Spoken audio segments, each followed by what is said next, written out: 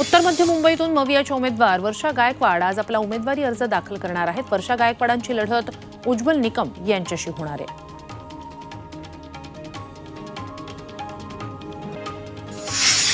महायुतीचे उमेदवार केंद्रीय मंत्री पियुष गोयल आज उमेदवारी अर्ज दाखल करणार आहेत। वांद्रे जिल्हाधिकारी कार्यालयात ते आपला उमेदवारी अर्ज दाखल करतील। मुंबई उत्तरमधून मवियाला मात्र अद्यापही उमेदवार मिळाला नाहीये। ईशान्य मुंबई मवियाचे उमेदवार संजय दिना पाटीलही आज आपला उमेदवारी अर्ज भरणार आहेत। विक्रोळी निवडणूक कार्यालयात जाऊन ते अर्ज भरतील। संजय दिना पाटील यांना मिहिर कोटेचा यांचं आव्हान आहे। कल्याण लोकसभेच्या शिवसेना ठाकरे पक्षाच्या उमेदवार वैशाली दरेकर आज उमेदवारी अर्ज भरणार आहेत। यावेळी त्यांच्यासाठी आदित्य ठाकरेंचा रोड शो होणार आहे।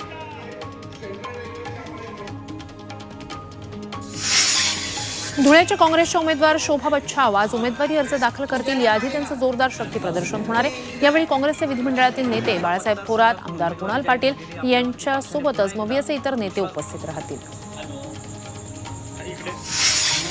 संभाजीनगर मतदारसंघातून शेवटच्या दिवशी 7 उमेदवारांनी अर्ज मागे घेतले। त्यामुळे एकूण 37 उमेदवार आता निवडणूक रिंगणात आहेत। या सर्व उमेदवारांना चिन्ह वाटप करण्यात आलेले आहे। या ठिकाणी दोन्ही शिवसेना आणि एमआयएम मध्ये मुख्य लढत पाहायला मिळेल।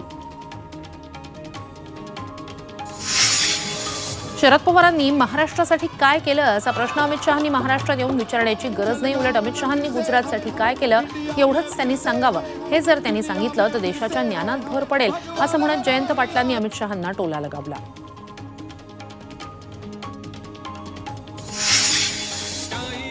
पुण्यातील सभेत शरद पवारांचं नाव न घेता मोदींनी हल्लाबोल केला। भटकती आत्मा अशा शब्दात पवारांवर मोदींनी हल्लाबोल केलेला आहे।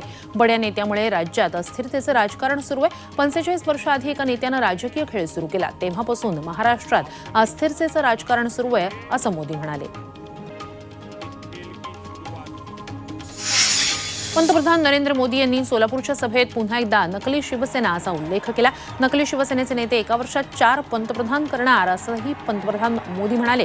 5 वर्षात 5 पंतप्रधान होत असतील तर एवढा मोठा देश चालणार कसा असा सवालही मोदींनी केला। सोलापूर के बुनकरों की ओर से प्रधानमंत्री जी की 10 वर्ष सोलापूरमधल्या प्रचार सभेत उद्धव ठाकरेंनी नरेंद्र मोदींना खुलं आव्हान दिले। धाराशिवमधल्या सभेत भाषणाची सुरुवात तुळजाभवानीच्या उल्लेखानं करा, त्यानंतर तुमचा नोकर असलेल्या निवडणूक आयोगानं आमच्याप्रमाणे तुमच्यावरही गुन्हा दाखल करायला हवा असं थेट आव्हानच उद्धव ठाकरेंनी दिलं। धर्माच्या नावावर आरक्षण देणार नाही, जोपर्यंत मी जिवंत आहे तोपर्यंत काँग्रेसला संविधान बदलू देणार नाही असं पंतप्रधान नरेंद्र मोदींनी कराडच्या सभेत ठणकावून सांगितलं। साताऱ्यातील भाजपचे उमेदवार उदयनराजे भोसले यांच्या प्रचारासाठी आयोजित सभेत ते बोलत होते। येत्या महिन्याभरात देशात अनुचित घटना घडवण्याचा कट आहे असा आरोपही मोदींनी यावेळी विरोधकांना उद्देशून केला।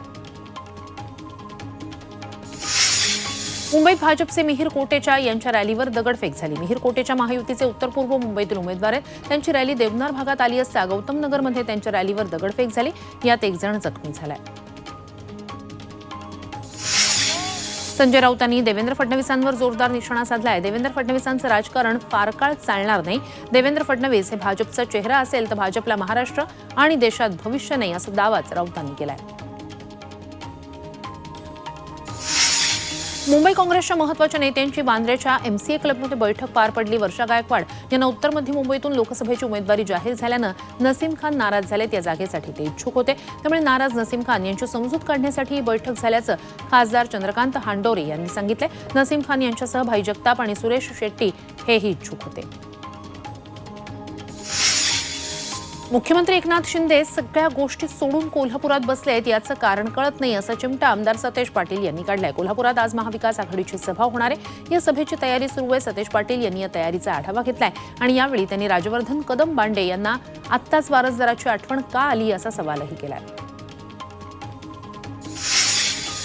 पुण्यातील खेडमध्ये एका धार्मिक कार्यक्रमात एक वेगळंच चित्र पाहायला मिळालं। शिरूर मतदारसंघाचे दोन्ही प्रतिस्पर्धी अमोल कोल्हे आणि शिवाजी आढळराव पाटील हे आमने-सामने आल्याचं पाहायला मिळालं। यावेळी दोघांनी हस्तांदोलन करत चक्क चरणस्पर्श केला। तसंच आजूबाजूला खुर्च्या टाकून ते शेजारीच बसले। या दोघांना एकत्र पाहण्यासाठी नागरिकांनीही गर्दी केली होती। शिरूर लोकसभेचे उमेदवार शिवाजी आढळराव पाटील आणि अमोल कोल्हे यांच्यात चर्चा झाली। यावेळी फक्त तब्येतीची विचारपूस केली आणि आढळरावांची तब्येत ठणठणीत असल्यामुळे बरं वाटलं अशी प्रतिक्रिया कोल्हेंनी दिली।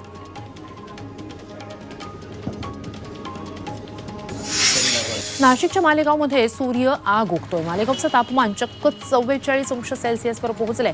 यंदाच्या हंगामातील राज्यातल्या सर्वाधिक तापमानाची ही नोंद आहे. प्रत्येक वर्षी मालेगावचं तापमान 40 ते 42 अंश सेल्सिअस इतकं असतं. मात्र यंदा तापमानात 2 अंशांनी वाढ झालेली आहे. तापमान थेट 44 अंशांवर पोहोचलंय. वाराणसीच्या घाटावरही शुकशुकाट पाहायला मिळतोय. धार्मिक कार्यविधी पूजा करण्यासाठी घाटावर एरवी भक्तांची रेलचेल असते, जी सध्या दिसेनाशी झाली आहे. उष्णता वाढल्यानं नागरिकांनी घरातच राहणं पसंत केलंय.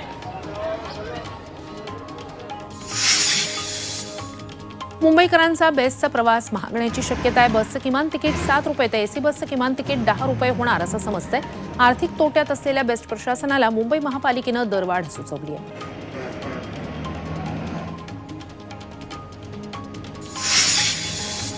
महाराष्ट्र दिनानिमित्तानं उद्या शेअर मार्केट बंद राहणार आहे. त्यामुळे गुंतवणूकदार उद्या शेअरची खरेदी विक्री करू शकणार नाहीये. तसंच NSE आणि BSE वर ट्रेडिंगही करता येणार नाहीये. भंडारा शहरात लावण्यात आलेल्या 73 CCTV कॅमेऱ्यांपैकी 25 कॅमेरे चोरीला गेले की काय असा प्रश्न पडलेला आहे. वाढती गुन्हेगारी पाहता नगर परिषदेनं शहरात 68 लाख रुपये खर्चून 17 ठिकाणी 73 कॅमेरे बसवले. मात्र काही महिन्यातच कॅमेरे बंद पडलेत. आता नगर परिषदेनं शोधमोहीम हाती घेतल्यानंतर 48 कॅमेरेच आढळलेले आहेत. उर्वरित 25 कॅमेरे गेले कुठे असा प्रश्न पडलाय. चौकशी करून या संदर्भात कारवाई करण्याची हमी मुख्याधिकाऱ्यांनी दिली आहे. उरणच्या चिरनेरमध्ये एका महिलेच्या हत्येचा छडा लागलाय. प्रियकर असलेल्या टॅक्सी चालकानंच तिची हत्या केल्याचं उघड झालंय. महिलेचे इतरांसोबत संबंध असल्याच्या संशयावरून प्रियकरानं हा खून केलाय. या प्रकरणी आरोपीला अटक करण्यात आली आहे.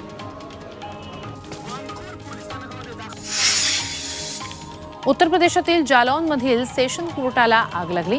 या कोर्टात वकिलांच्या चेंबरमध्ये आग भडकली. काही वेळातच आगीनं रौद्ररूप धारण केलं होतं. मात्र या आगीत कोणतीही जीवितहानी झाली नाहीये.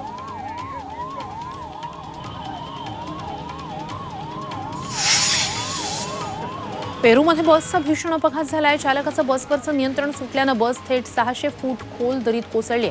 या अपघातात 25 प्रवाशांचा मृत्यू झालाय तर 12 प्रवासी गंभीर जखमी झालेत. नदीकिनारी बस कोसळल्यामुळे काही प्रवासी नदीत वाहून गेलेत. हिमाचल प्रदेशातील डोंगराळ भागात जोरदार बर्फवृष्टी सुरू आहे. अवकाळी बर्फवृष्टीमुळे हजारो पर्यटक अटल टनल बोगद्याजवळ अडकून पडले. त्यांना त्या ठिकाणाहून बाहेर काढण्यासाठी प्रशासनाला मोठी कसरत करावी लागली. दुसरीकडे सततच्या बर्फवृष्टीमुळे मनालीमध्ये वाहनांच्या लांबच लांब रांगा लागल्या होत्या.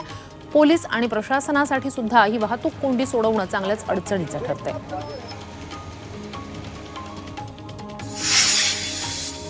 हिमाचल प्रदेशातील अटल टनल परिसरात जोरदार बर्फवृष्टी झाली आहे आणि यामुळे तापमानात मोठ्या प्रमाणात घट झाली आहे. बर्फामुळे रस्ते बंद झाले होते. आता मात्र प्रशासनाकडून बर्फ हटवण्यात आलाय.